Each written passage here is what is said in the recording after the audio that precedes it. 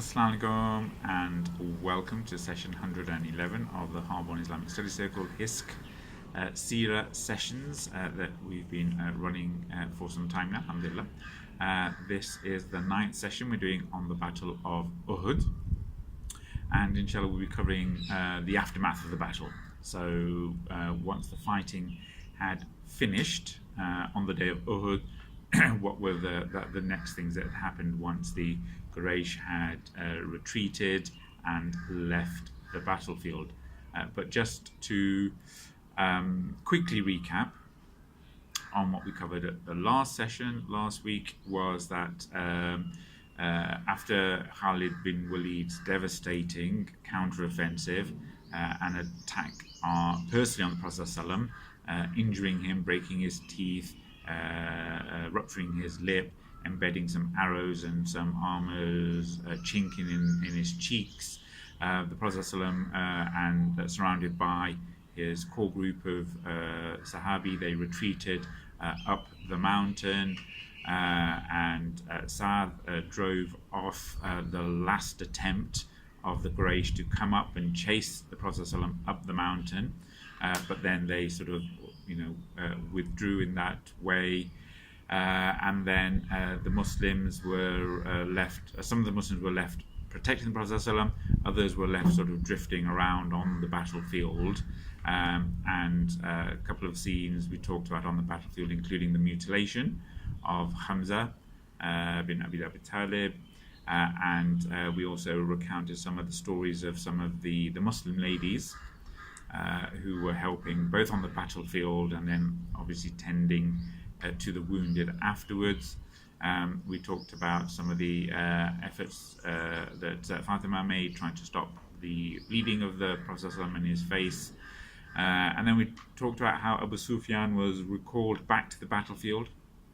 He comes on, sees the devastation and the dead on the Muslim side and the mutilation that's happened, and then he confronts the Muslims who are up on the mountain. He doesn't know who's alive or dead. He's heard from Ibn Qaymiyah that the Prophet ﷺ is being killed, so he sort of taunts the Muslims, and then Umar ibn al-Khattab, he goes and reassures Abu Sufyan that actually neither the Prophet ﷺ nor Abu Bakr nor himself, Umar, have been perished, and then they agreed to meet a year from now for the best of three. Battle of Badr went in favour, as Abu Sufyan says, of the Muslims. The Battle of Uhud that day belonged to the Quraysh, and so it was a decider that they needed. And then we talked about once the Quraysh had left, how the Prophet ﷺ were then sent out people to purvey the wounded, the battlefield, and specifically to take some messages of some of the people that were dying, including Saad ibn Arabi, who apologized to the Prophet ﷺ for the way that his people had treated him, and made it incumbent on the followers of Saad to protect the Prophet ﷺ, even if they have one eye to blink. And then we've sort of finished off with the story again of Usayrim, who was that one Sahabi who obstinately was a mushrik, didn't want to become a Muslim, but then on the morning of Uhud, actually when he sort of saw everyone had gone, decided to become a Muslim for the right reasons, took his Shahada, went on the battlefield and became Shaheed before he had a chance to even pray. And so the Prophet ﷺ praised him and his actions and deeds. So then, now that the Quraysh have left, we get to the point where the Prophet ﷺ now has to look after the dead, the wounded on the battlefield. And when I say dead, we just need to be careful that we're talking in sort of our normal temporal dimensions of being alive and dead, having life, having death, whereas Allah subhanahu wa ta'ala teaches us partly through Uhud, but it's reinforced in the Battle of Uhud that we should not consider the Shaheed, the martyrs, as having died or being dead. They are alive, but we do not perceive it. So their spirit, and the Prophet later on went on to explain these verses, their spirit, their ruh, is taken, and it's currently residing in the breasts of green birds that are flying around in Jannah, in paradise. And they fly around in Jannah and they rest in the chandeliers that are attached to the thrones of Allah that overhang the highest levels of Jannah. So when we're speaking of the Shaheed, that is what we should always bear in mind. And then if we sort of use the sort of the term dead referring to the Shaheed, it's only in that sort of quasi-physical dimensional form that we perceive them as being dead, the absence of life. But Allah reminds us that do not consider them as being dead, and we'll talk about that in a second. So the Prophet ﷺ, he's there and he reminds the Muslims of the time on the battlefield, and also is a reminder to us that is the case. So he comes down again at the end of the battle, very tired. He's injured. He's wounded quite severely, and it's been a long, grueling battle. But it's not the end of the day. He still has obligations and duties to do as leader of the Ummah, as Amir al-Mu'mineen. He comes down and starts to supervise the burial of the martyrs. And because there were so many that had perished, and this is the end of the day, it just wasn't feasible that they were able to dig 70 different graves. So in some graves they actually doubled up or tripled up, and they would the ones who would be placed first, the Prophet would ask, who is the more learned of the Qur'an? So who recites and has learnt more of the Qur'an, they have the honor of being the first one to be committed into the grave. And again, this showed the permissibility, in these circumstances of burying the Shaheed like that, if there are these special circumstances. But again, it also demonstrates the value of the Qur'an, and this is Ramadan, this is the month of the Qur'an. It reinforces that message that the Qur'an is so important, and so the privilege and the honor of being the first one to be committed went to those who learned more of the Qur'an. And the Prophet ﷺ, again, he's teaching the Ummah about the rituals surrounding how to bury the Shaheed. So he's telling the Ummah that I bear witness that anyone who is wounded in the way of Allah, as in he's mortally wounded, Allah will resurrect him with his wound bleeding a liquid which looks like blood, which is blood-like in color, but is musk-like or perfume-like in scent. So when that person is resurrected on the Day of Judgment, he should be in the clothes on the battlefield. So they take the armor off, they take all the other paraphernalia, they leave their battlefield clothes on, and they don't wash the body, and they are supposed to bury the body at the place where, or as near to the place where the person was killed or shaheed, as close to that spot as possible. And in fact, there were a few people who were being taken back to Medina. So some of the companions, they'd weren't aware of this hukum, and they were taking their loved ones back to Medina to be buried in Medina. But the Prophet ﷺ, he ordered that they be brought back and be buried where they were killed. And as I said, that they should not be washed but buried after their armor and their leather clothes were taken off them. And it said that he would say that when each of them was being put in the grave, that I bear witness to those on the day of resurrection.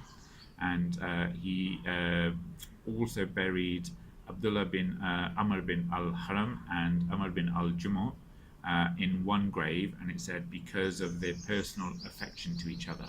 So they were very, very close friends and buddies, and so he gave them the honor of being buried together. Then other sort of specific stories around some of the people.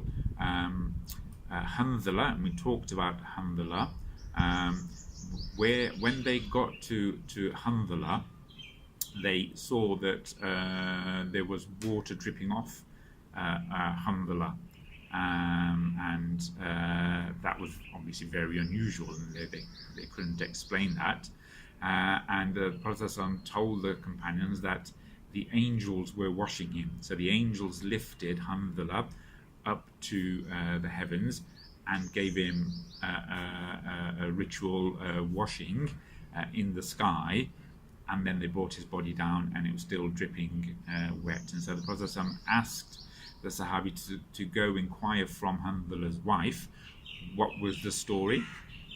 We talked about this before, and Hanzala was one of those who, when the Prophet ﷺ finally announced that they were going to go to battle, his wedding day was the day before, and so he took special permission from the Prophet ﷺ that he could, that the army's already left, he would spend his wedding night in Medina with his new bride, and then he would join the army the next morning. And obviously, just being outside Medina, that wasn't a problem, and so that's what he did. But then shortly after Fajr, he's leaving, prayed his Fajr, leaving to join the army, and then his wife holds on to him one final time, and then they're intimate, and then he leaves without ghusl.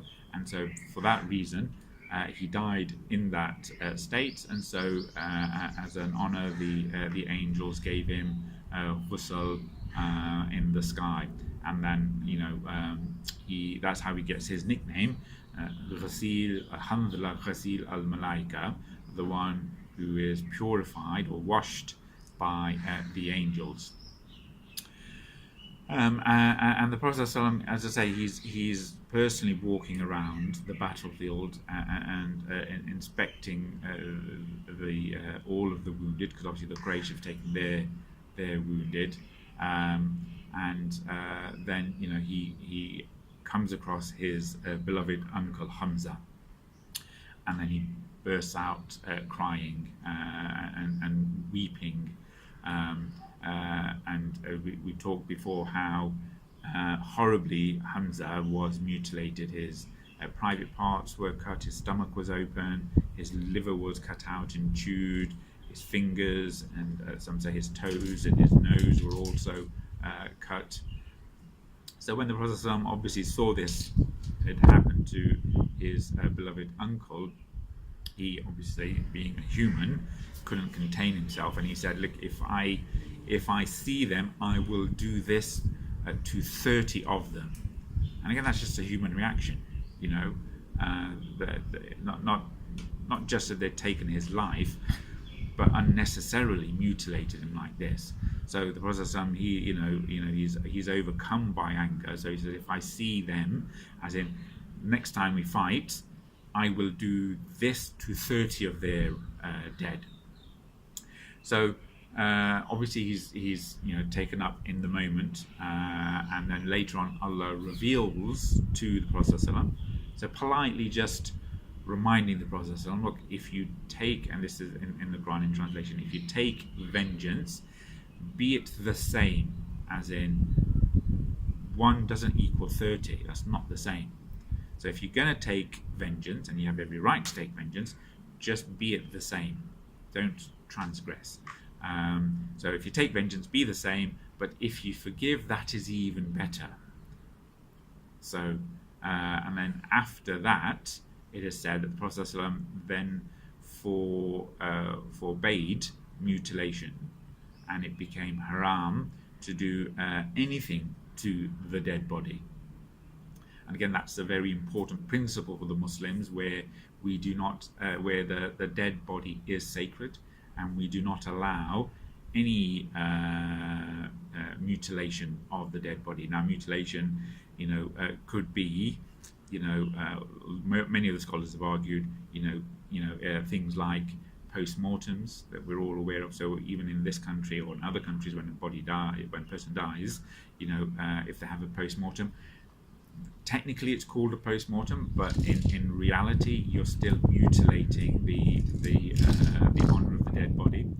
So post-mortems, and therefore by extension organ donation, or the really strong Muslim opinion is that organ donation is not allowed, because you're having to mutilate the dead body in order to extract the organs to potentially give life to someone else, or alleviate their suffering.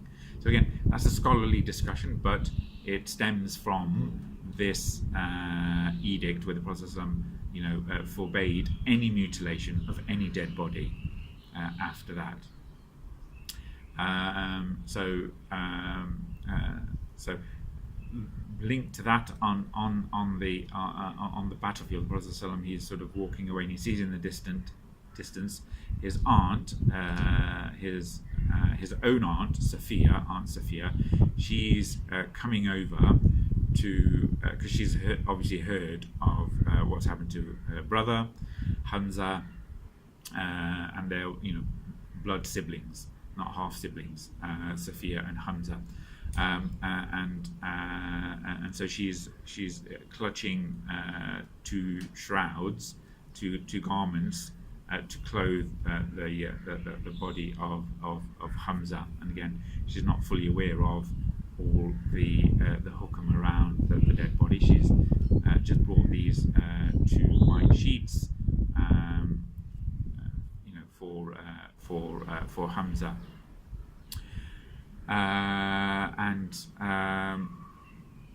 So then the Prophet sees Sophia, and he knows how distraught she will be to see Hamza in this state. And again, it really upset the Prophet, it really upset anyone who saw Hamza like that, because I don't think they'd mutilated anyone as much as they had mutilated Hamza after death. So he dispatched her son Zubair bin Awam to stop Sophia, so she wouldn't see what's actually happened to Hamza, her brother. So then she refused and said, why should I go away? I've been informed that they have mutilated him, but so long as I know that this is in the way of Allah, whatever happens to him satisfies us. And then I just say, Allah is sufficient, and I will be patient if Allah wills. But Zubair said, look, no, the Prophet ﷺ is the one who's asked you not to go any further. And then so she made a dua, to Allah we belong, and to Allah is our return. The Prophet ﷺ ordered that Hamza should be buried alongside Abdullah bin Jahsh, who was his nephew as well as his foster brother. And then the two pieces of cloth that she was carrying, she says, I got these for Hamza, use them to bury and shroud him. And then when Zubair took them off Sophia, and she, then they went to shroud the bodies, and then he says, Zubair says, right next to Hamza there was an Ansari who had nothing.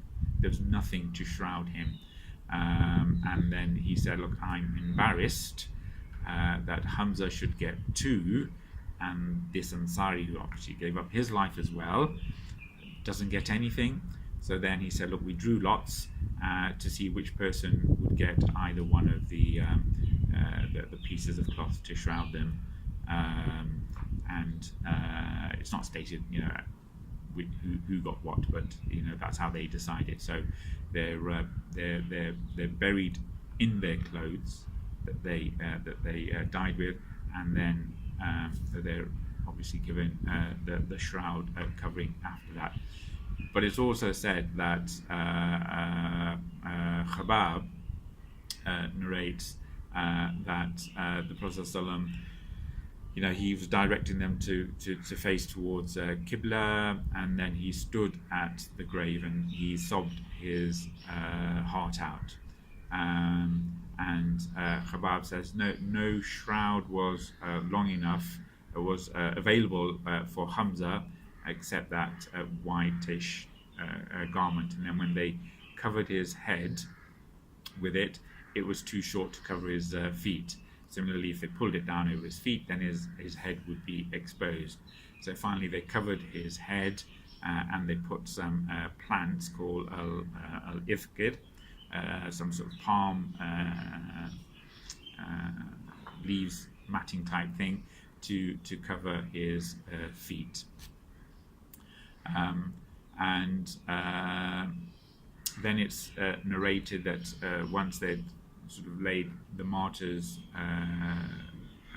to the ground, the Prophet ﷺ, he asked them to form rows for prayer, istabu, and so they stood in rows behind the Prophet ﷺ. So the Prophet ﷺ, he didn't here pray janazah, because again, the hukum is you don't pray janazah for the shaheed, because technically they're not dead, and the janazah prayer for those that have died. So what the Prophet ﷺ did is he made a dua for the shaheed, and I mean it's a long dua, and I think it's important just to read off the dua for these people, and it's narrated that the Prophet ﷺ said, "Oh Allah, no one can withhold you what you permit, or permit what you withhold, and no one can guide whom you decree to go astray, or make go astray those whom you guide. No one can grant provisions that you've withheld, and no one can withhold what you grant. No one can near what you ordain, or be distant, or detach what you decree to be close. O Allah, spread unto all of us your mercy, your grace, your provisions. O Allah, I implore you to grant me permanent bliss that neither changes nor vanishes. O Allah, you alone we seek for help at hardships. You alone we resort for security on a day of terror. O Allah, to you alone I resort to protect us from the evils of your grants, i.e. the evils that may lead to us, and from the evils of your deprivation. O Allah, make us love faith, and make it pleasant and beloved wholeheartedly by us. Make disbelief, ungodliness, and disobedience detestable to us. Let us be among those who are rightly guided. O Allah, make us live as Muslims and cause us to die as Muslims, and make us join with the righteous, but not with the disgraced and misled ones. O Allah, make your enmity befall the disbelievers and belie your messenger, who belie your messenger and divert from your righteous way. O Allah, let your wrath, your chastisement, and your enmity befall the disbelievers and those on whom you sent down the book. Let them be afflicted with war decreed by you, O Allah, author of truth. So again, I just wanted to read and recite that again at the end of the day, when all these things are done. Just the scene on the battlefield, gathering all the Muslims and then reminding them of who they are, their relationship with Allah, and the fact that they made the effort, but this was the qadr of Allah, and to keep the Muslims strong on faith and to protect them from the disbelievers and from disbelief. And on days of joy and on days of sorrow, as well as all days in between, it's only to Allah that we should be turning and seeking help from. A really important lesson, which inshallah we'll come back on to. So once that had been done, the Muslims are then having to return to Medina, but before they return, they catch one prisoner of war. Now, Battle of Badr, they 70 odd prisoners of war. I mean, all know the story of how Umar ibn al-Khattab said we should kill all the prisoners, but then they ransomed them, and that's again well known that we spent some time talking about that. But on this day, when so many Muslims have lost their lives, they managed, or Allah decreed that the Muslims would capture one prisoner of war, and that there's another important lesson for us for that, and that is, and we talked about it when we talked about the Battle of Badr, and that is someone by the name of Abu Uzza rather. So Abu Uzza, he was captured. He was one of those people who was in the Battle of Badr, and he was captured as a prisoner of war in the Battle of Badr. The Prophet gave the general edict, 4,000 dirhams for his release, and then he begged the Prophet and said, "Look, I've got no sons. I've only got lots of daughters. I don't have much money. I need to marry them off. Be generous and let me go." So the Prophet we said released him without any ransom, but it got him to make an oath and said, "Let it be that let me never see you fighting us in any way, shape, or form. So you're free on one condition, that you don't come back and fight." So Abu Uzza goes back, and then when the time for Uhud came back, and we talked about how Abu Sufyan and Ikrimah and Khalid and would all go around door to door to convince people. Abu Sufyan came to Abu Uzza and said, "Can you write us some war poetry? We need some hardcore propaganda to whip up and rile up the troops." And Abu Uzza says, "Look, at that point in time, he remembered his vow. I cannot, because I made a promise to Muhammad that I won't help you." So then Abu Sufyan, knowing his weak point and knowing where to press home, he said, "Look, come on, there's 3,000 of us, as if we're going to lose. And even if you die, I promise, as leader of the army, as one of the de facto leaders of the Quraysh, I promise that I will take care of your daughters like my own. So the probability is we're going to win. And the probability is, with so many of us, you're not going to die. But even if you do die, I will take care of your daughters. So don't worry about that." So Abu Uzza, tempted by money and booty or whatever else, or the promise that his daughters are going to be the same, he decides to renege on his promise. And that's what his values are. And again, you see there's a lot of people we know, Muslims and non-Muslims, who are easily bought out for less than 30 pieces of silver. They're happy to put truth and justice, let alone Islam, aside, and are easily bought off.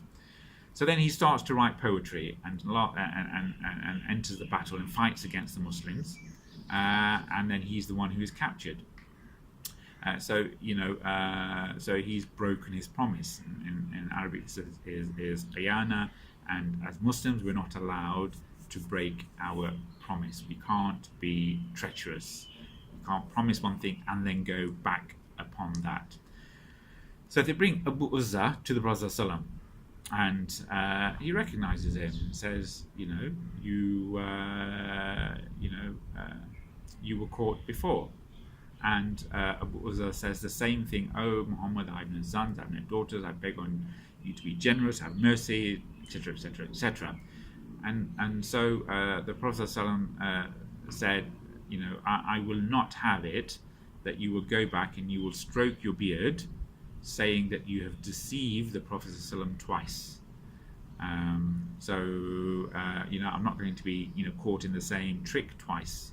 So then he ordered, some say Az-Zubair, some say Asim bin Thabit, to execute him there on the battlefield. So he's the only prisoner of war on Uhud, and that was his ending there.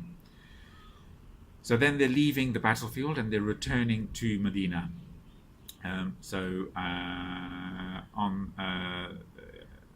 On the way back, entering into Medina, obviously it's very solemn.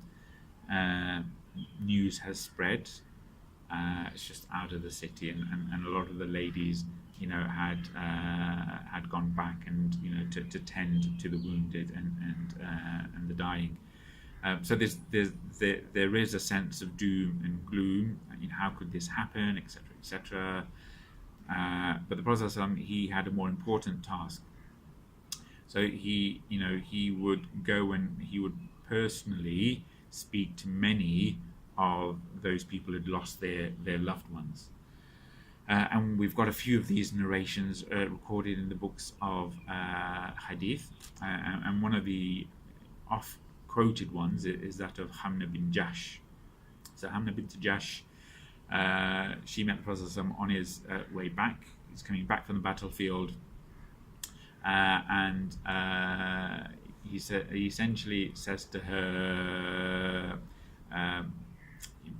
sort of like, be patient or expect your reward from Allah, which in sort of colloquial terms means, look, I've got some bad news for you. It's not going to be easy. So he said the phrase, expect your reward from Allah. So Prophet then announced the death of her brother Abdullah bin Jahsh, so then she said, Hamna said, Inna lillahi wa inna ilayhi raji'un, to Allah we belong, and to Him is our return. I ask Allah's forgiveness. Then he announced the death of Hamna's maternal uncle Hamza bin Abdul Muttalib, and again she goes, to Allah we belong, and unto Him is our return. I ask Allah's forgiveness. Then he said again, expect your reward from Allah, third time, and then he announced the death of her husband Musab ibn Umair. And then when she heard that,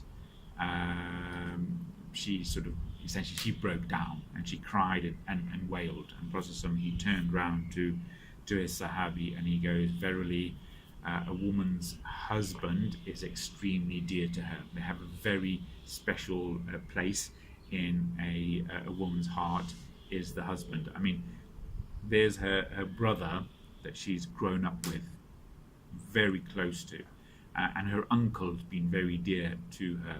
But when she, so she kept it together. But when she'd heard that her husband had died, she just couldn't take that anymore.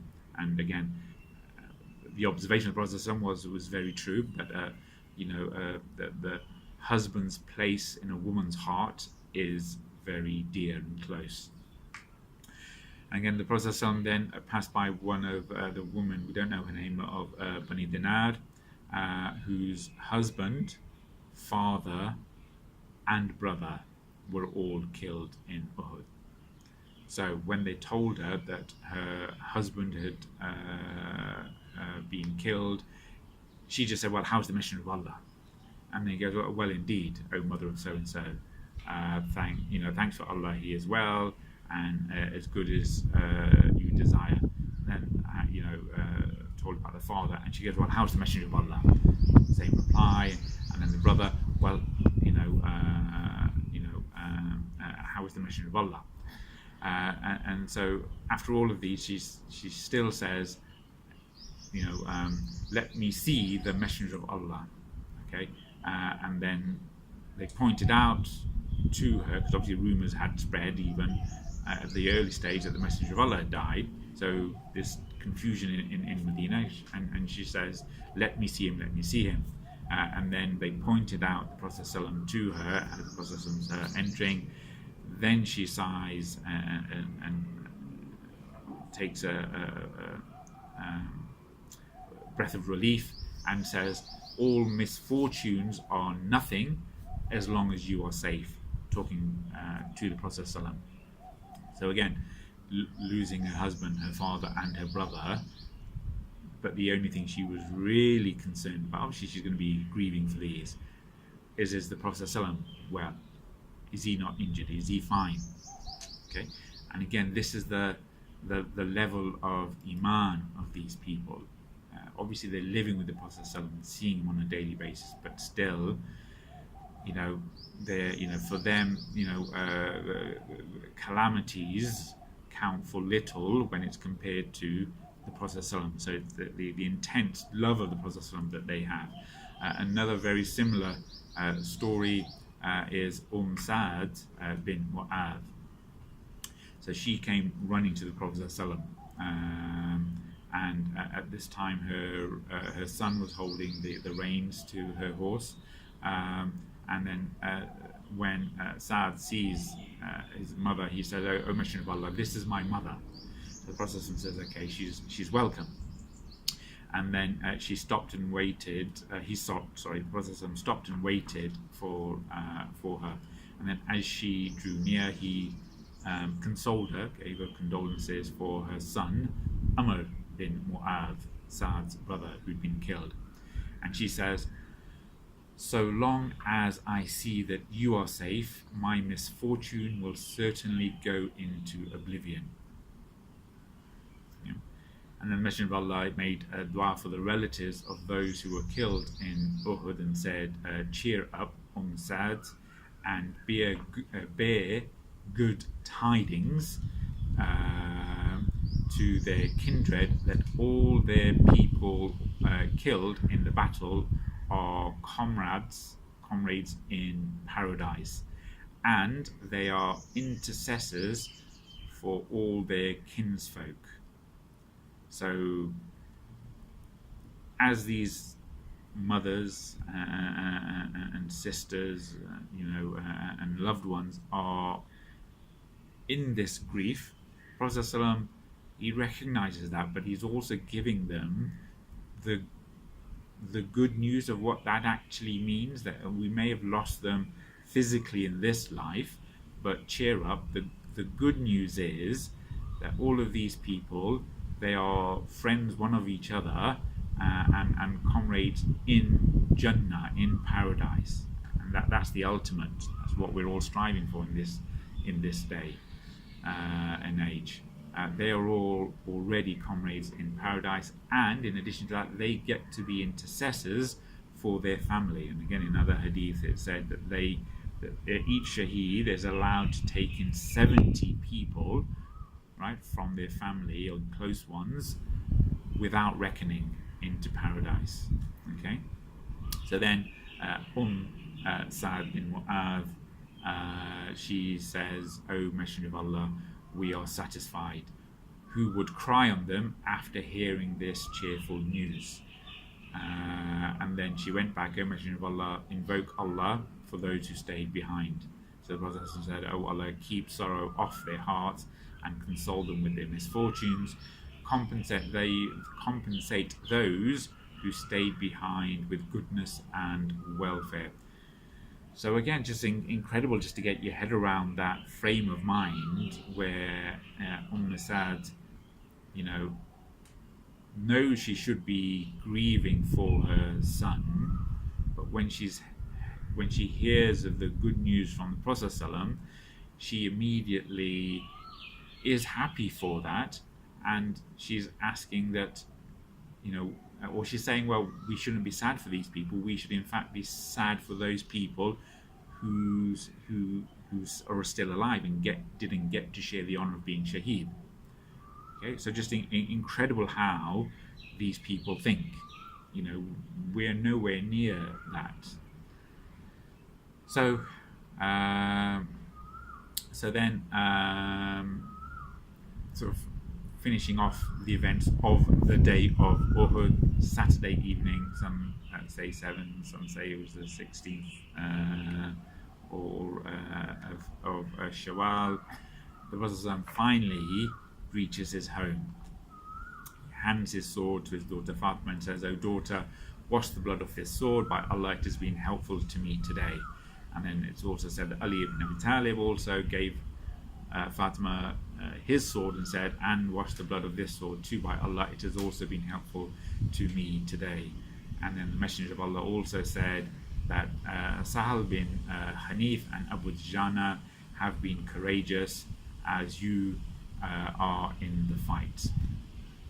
And then it's also mentioned again that once the Prophet had returned home and Fatima again was trying to wash the wound off the Prophet's face, the blood kept pouring out. And again, there was other narrations that she did it on the battlefield, but then again here and that may have come off, and again she burned some date palm leaves, made a paste out of it, and stuck it on the wound to shut it down. But again, it just showed essentially how deep these wounds were, the arrow and the chinks of the helmet armor in the Prophet's cheeks. And we've previously spoke about some of the other ladies that had helped, so Aisha and Salim. They were again some of those ladies who'd been helping with nursing on the battlefield. So it's said that when they were returning, and this is the evening, then obviously the city is full of the ladies crying and wailing for the people who had died, and this was the custom at the time. There's nothing unusual in that. This is what was culturally expected, and it's not. I mean, we're not used to that culture of crying and wailing, where they make poetry and prose, and they chant, "How will we live? I cannot take it." They beat themselves up, they tear their hair, they ululate, and they sort of, I wouldn't say hysterical, but they have this over the top. Well, I can't even say it's over the top, but have this excessive behavior, and so when the Prophet he saw that, he just said a phrase, and this was the time when this was allowed. So where are the women of Hamza to wail for him? Because Hamza was by himself, left all his family. He's just here in Medina by himself. He hasn't got any women to wail for him. So that news quickly spread amongst the women of the Ansar. So they gathered outside of the house of the Prophet, and they started wailing for Hamza. Okay, so again, just showed the sense of togetherness in Medina at the time.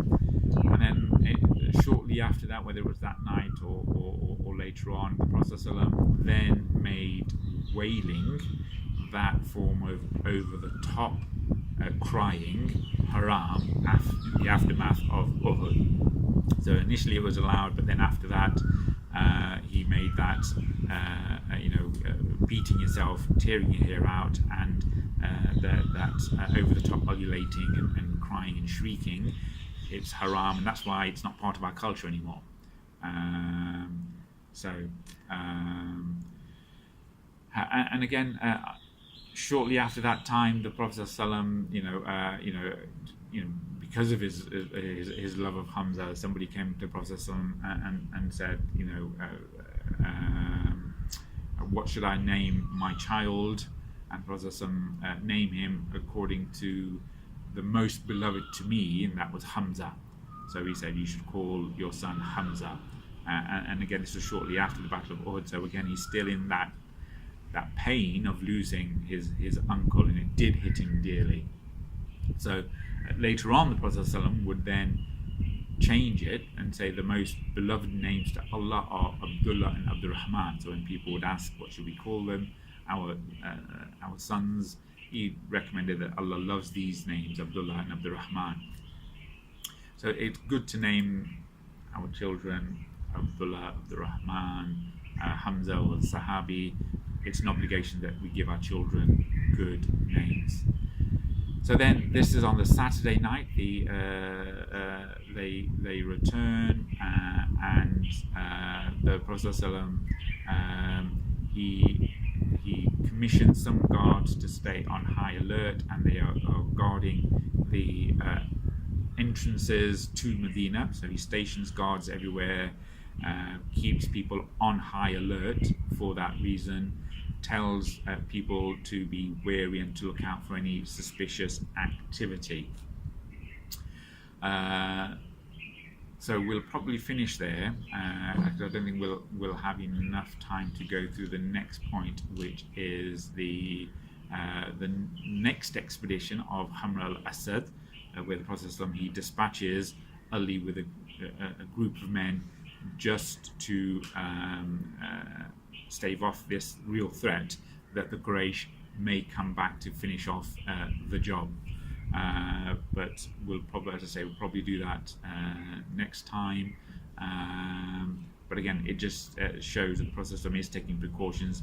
He sends off Ali along with 70 others to camp and guard the road back to Medina, and to make, he's already asked him to see have the Quraysh gone on camel or on horseback, and then they left, and there was a sign of relief from the Prophet.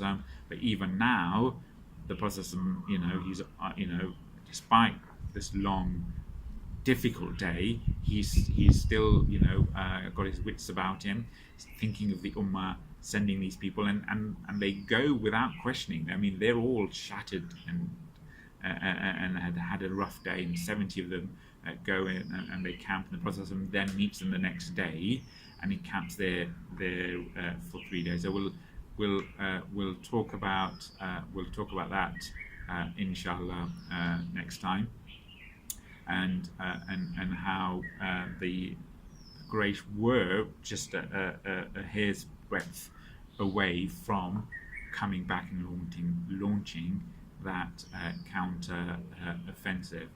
But again, just finally to finish off, the Prophet was asked later on by Aisha, what was the saddest day in your life, or the most difficult day in your life? Was it the day of Uhud? Again, over these last 2-3 sessions, including today, you can see that actually, in so many ways, Uhud was so traumatic. But the Prophet ﷺ said, no, the most difficult day for him was the day of Taif. Okay, so just something there to reflect on. Maybe we'll talk about that in more detail in the next session or two, when we talk about some of the lessons from Uhud. But again, it's just something to think about. Having gone through all of this, why would the Prophet ﷺ put Taif as a level of difficulty higher than all of this that we've seen that's happened on the day of Uhud? So again, if you want, that's your homework. So we'll finish there, and inshallah we're entering into the last 10 days of Ramadan now. So please, a reminder first upon myself, and again to others, to try and get the most out of these last 10 days of Ramadan. In the last 10 days, we should look for Laylatul Qadr, which is in the last 10 nights. And obviously, other hadith say it's one of the odd nights in the last 10 nights of Ramadan. And that night, praying that night, is better than praying 1,000 months. So, one night equivalent to over 83 years of barakah. But yes, the last third of Ramadan may we get the best out of it, and see its end, and enjoy the sweetness of Eid, and future Ramadans as well. So do remember us in your du'as, please. Do remember my family. Do remember the Ummah, and those who are suffering around the world. And again, reinforcing the dua of the Prophet ﷺ after his long, arduous day. No one can guide whom Allah has decreed to go astray, and no one can go astray that Allah has guided. No one can withhold what Allah has permitted, or permit what Allah withholds, and the same for provisions, and things which are ordained and things which are in our qadar. So Allah has ultimate control over all of these things, and that we should all also pray for permanent bliss that neither changes nor vanishes. Only Allah we seek for help in our hardships. Only Allah alone do we resort to for security on days of terror, and only Allah do we resort to protect us from the evil and from the qadr of Allah as well. And make us all love faith and make it pleasant and beloved wholeheartedly by us, and then on the negative and minus sides, make disbelief, ungodliness, disobedience detestable to us. Let us be amongst those who are rightly guided. Make us live as Muslims, cause us to die as Muslims, and join with the righteous and not the disgraced and misled ones. O Allah, make your enmity befall on the disbelievers, those who belie your messenger and divert from your righteous way. O Allah, let your wrath, your chastisement, and your enmity befall the disbelievers and those on whom you sent down the book. Let them be afflicted with war decreed by you. O Allah, you are the author of truth. Ameen. والعصر إن الإنسان لفي خسر إلا الذين آمنوا وعملوا الصالحات وتواصوا بالحق وتواصوا بالصبر. جزاك الله خير. السلام عليكم.